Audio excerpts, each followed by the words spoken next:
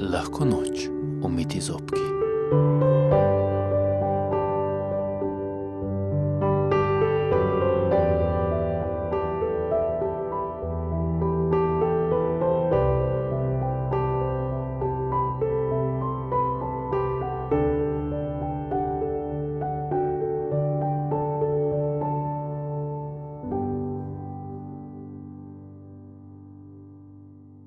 Slovenska ljudska, piskrček, kuhaj kašo.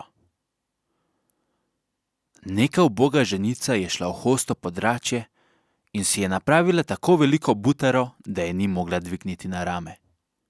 Ko ni mogla, je mimo prineslo pa nekega fantiča.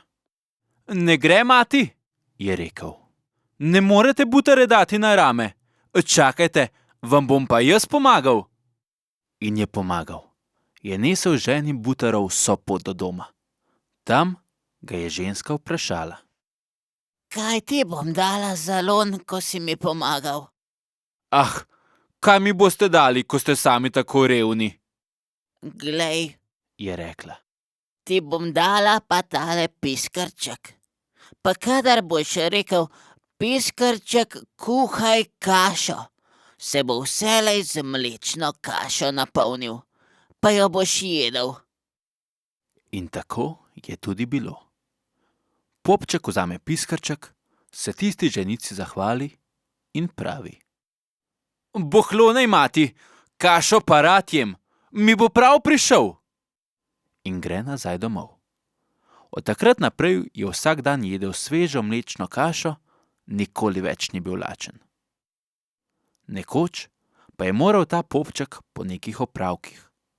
Mama je ostala doma, je rekla. Piskrček, kuhaj kašo.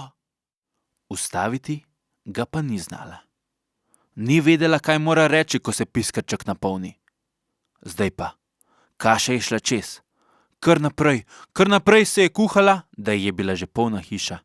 Že ven je šla, po celi vasi, vse hiše polne, da so ljudje kar bežali.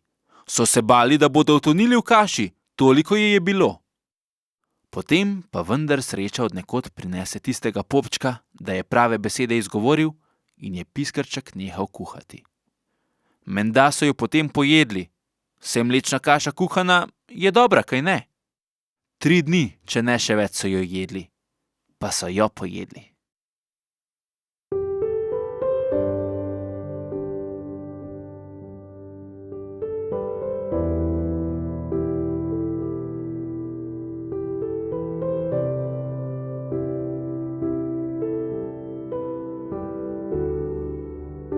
Lahko noč, umiti zobki.